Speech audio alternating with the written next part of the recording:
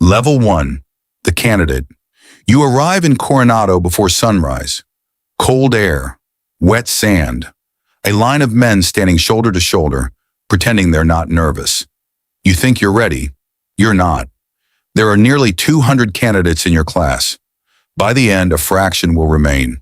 Nobody tells you exactly how many. They don't need to. You already know the odds. The instructors don't care where you came from. Your grades, your background, your fitness scores. None of it matters now. There's only one question. Will you quit? Training begins immediately. Long runs on soft sand that drains your legs. Ocean swims that feel endless. Team exercises where one weak link resets everything. You learn something fast. This isn't about being the strongest. It's about lasting longer than the voice in your head telling you to stop. Days blur together, sleep becomes limited, time loses structure. Then comes the phase everyone talks about, the one that breaks most people. Not because it's impossible, because it never stops.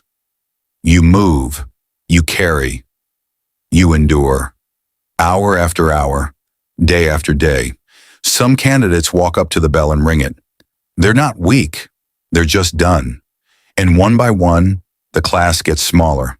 If you're still here by the end, you haven't proven you're the best. You've proven you didn't quit. That's enough to move forward. Level 2, the new seal. You complete training, you earn the Trident. It's placed in your hands quietly. No spotlight, no celebration, just acknowledgement. You've made it further than most ever will. But here's the truth. This isn't the finish line. It's the starting point. You arrive at your first team, and immediately you realize something. You're the least experienced person in the room. Everyone around you has deployments behind them, real-world experience, a level of calm you don't fully understand yet. You don't lead, you observe, you carry extra weight. You take on the small tasks. You learn by watching, listening, and staying quiet. Respect here isn't given, it's earned slowly. Level 3, the operator. Time passes, training cycles repeat. Preparation becomes your routine. Long hours on ranges, repetition, refinement, everything becomes sharper. Movements become automatic. Communication becomes minimal. You specialize. Every operator develops a role, something they're known for. You find yours, and with each cycle, you become more confident, not louder, just more certain. Deployments come and go, different environments, same expectations. Stay focused, stay disciplined, stay ready. The difference now is internal. You're not trying to prove you belong. You're starting to know that you do. Level 4, the experienced operator. You've been here long enough to understand the rhythm. Training, deployment, return, repeat. You've worked with different teams, different leaders, different situations. Patterns start to form. You read environments faster. You anticipate decisions before they're spoken. You understand how small details matter.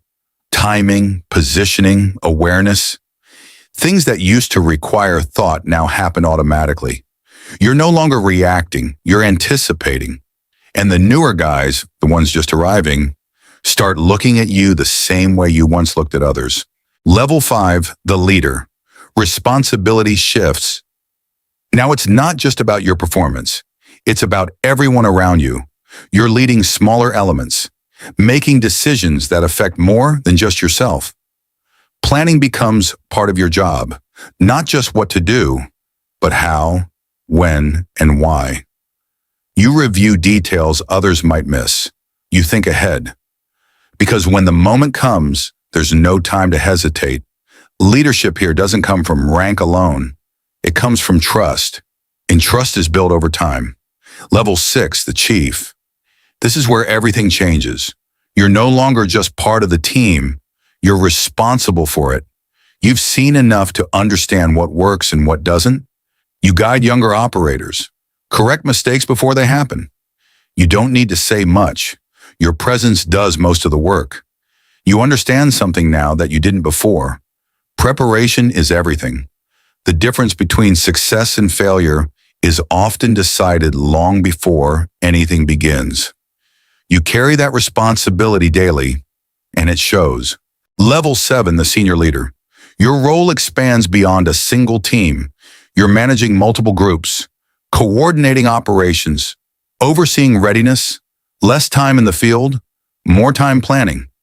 At first, it feels like distance. Then you realize this is where impact grows. Your decisions shape outcomes at a larger scale. You're no longer focused on moments. You're focused on systems, how everything connects, how everything functions together, and how to make it better.